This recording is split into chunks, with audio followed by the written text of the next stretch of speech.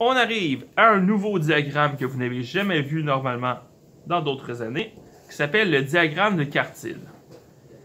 Donc, le diagramme de quartile, ça nous donne une idée sur la concentration et la dispersion des données. Ça nous permet de voir si les données sont proches l'une de l'autre ou si elles sont très différentes. Il faut déterminer trois quartiles, Q1, Q2, Q3. Les quartiles sont des valeurs qui séparent une distribution ordonnée en quatre sous-ensembles appelés quarts. Donc, premièrement, Q2, qui est la séparation centrale, c'est la médiane. Q1, qu'est-ce que c'est? C'est la médiane des données avant Q2.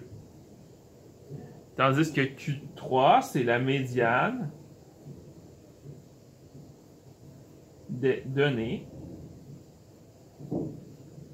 après Q3. Exemple, voici l'âge de 17 personnes en ordre croissant. On va commencer par trouver la médiane Q2.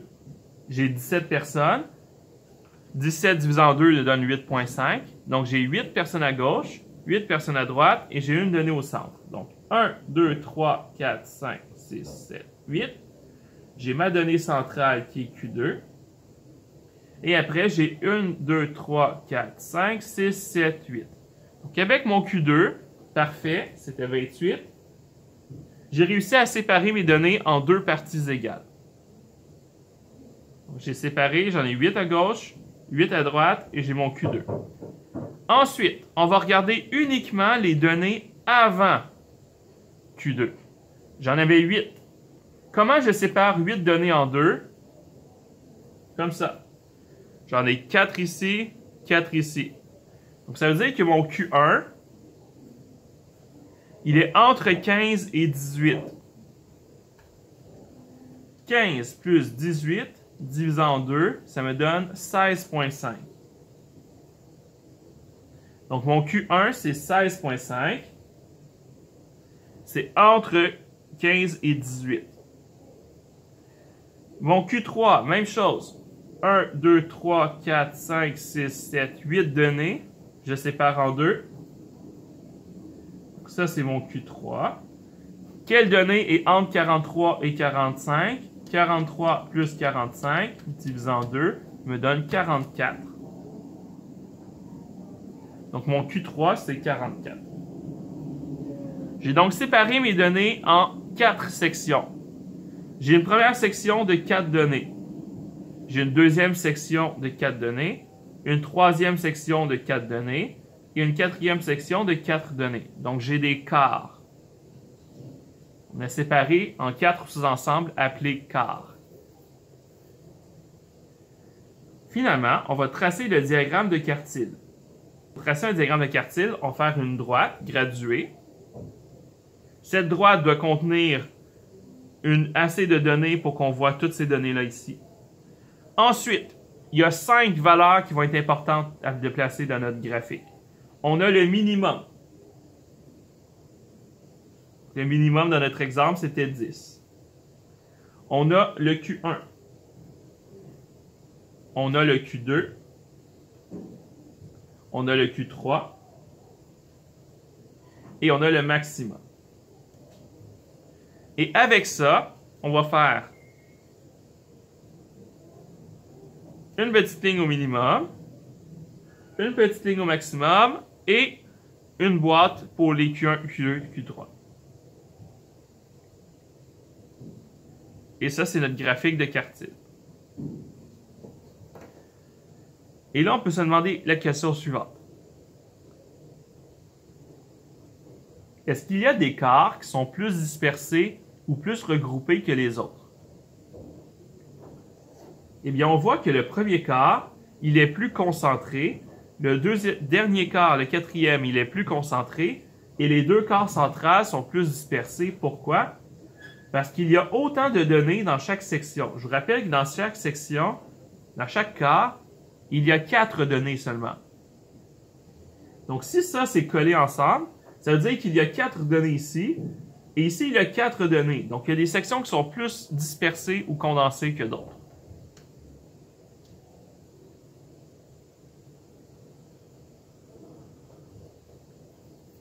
Maintenant, l'étendue interquartile, c'est la distance entre Q3 et Q1. Dans notre exemple, on avait 44 pour Q3, moins 16,5 pour Q1. Ça veut donc dire que l'étendue interquartile, c'est 27,5. Parfait. Donc là, on va en faire un problème au complet ensemble pour que vous soyez bien certains de comment faire ça. Voici la distribution qui contient 30 notes d'examen. Donc, si j'ai 30 notes, ils les ont placées en ordre. On va identifier les valeurs. Quel est le minimum? 23. Quel est le maximum? C'était 100. Quel est le Q2, la médiane de ces données-là? Si j'ai 30 données, ça veut dire que je vais avoir 15 à gauche, 15 à droite. Donc, 1, 2, 3, 4, 5, jusqu'à 15. Ici, je vais avoir mon Q2. Et mon Q2, il est entre 73 et 75. Donc, mon Q2, c'est 74. Donc, j'ai la moitié de mes données qui sont en bas de 74. Et j'ai la moitié de mes données qui sont au-dessus de 74. Ensuite, j'ai 15 données ici. 15 divisé en 2 va me donner 7,5. Je vais donc avoir 1, 2, 3, 4, 5, 6, 7 données. Ma 8e donnée sera mon Q1. Et après, je vais avoir 1, 2, 3, 4, 5, 6, 7 données. Donc, mon Q1, c'est 60. Ça a bien séparé mes données ici en deux paquets de 7 égales. Après mon Q2, j'ai 15 données aussi. Ça va être la même chose. Ici, je vais avoir mon Q3. J'ai 1, 2, 3, 4, 5, 6, 7 données. J'ai mon Q3. Et après, j'ai 1, 2, 3, 4, 5, 6, 7 données. Donc, mon Q3 a bien séparé mes données en deux. J'ai donc mon Q3 qui est 86. Et là, on va vérifier. Est-ce que c'est vrai que Q1, Q2 et Q3 ont séparé mes données en 4 quarts contenant le même nombre de données? Bien, j'ai un quart ici avec 7 données. J'ai un quart ici avec 7 données. J'ai un quart ici avec 7 données. Et j'ai un quart ici avec 7 données. Donc, parfait, ça fonctionne. Quelle est l'étendue interquartile? L'étendue interquartile, c'était Q3 moins Q1. Q3, 86, moins Q1, 60. Ça me donne 26. Et finalement, on veut représenter ça dans un diagramme de quartile. Parfait. Donc, je vais faire des graduations en centimètres.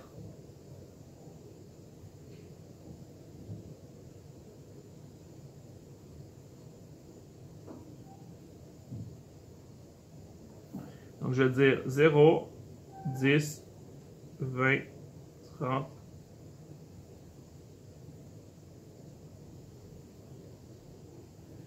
40, 50, 60, 70, 80, 90, 100. Ça, c'était les notes d'examen. Et c'était en pourcentage. Donc, j'ai de 0 jusqu'à 100.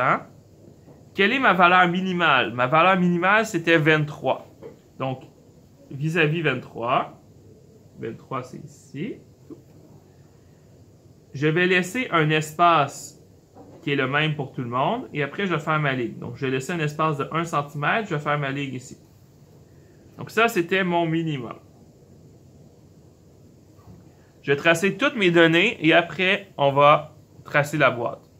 Q1, c'est 60. Donc, à 60, je laisse 1 cm d'espace. Je fais ma ligne droite. À Q2, qui est 74, qui est ici. Je vais vérifier. 74, c'est là. Je laisse 1 cm. Je fais ma ligne droite.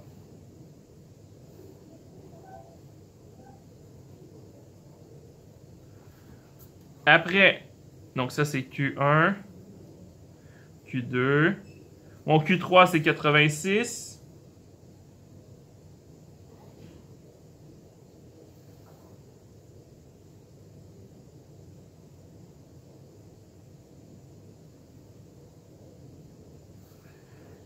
Et mon max, c'est 100.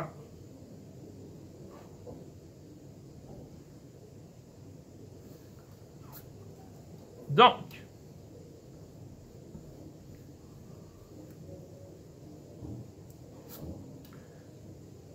j'ai minimum, Q1, Q2, Q3 et j'ai le max. On va représenter ça avec une boîte. Donc, mon Q1, Q2, Q3, je trace une boîte.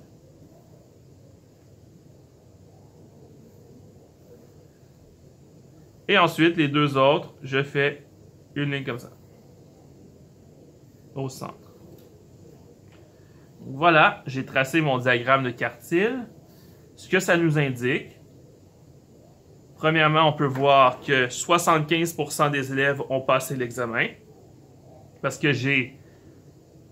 N'oubliez pas, il y a 25% dans chacune des sections. Parce qu'on a divisé les données en quarts. Donc, le quart des données ont entre 23 et 60%. Donc, j'ai le quart à peu près qui ont échoué. Et après ça, j'ai 75% des élèves qui ont 60% et plus qui ont réussi l'examen. Ensuite, on peut voir aussi que les données sont plus dispersées dans le premier quart que dans les autres. On peut voir que la note maximale, c'est 100%. Donc, il y a plein d'informations qu'on peut déceler dans un diagramme de quartile. Donc voilà, j'espère que vous avez apprécié cette vidéo. On se voit dans le prochain.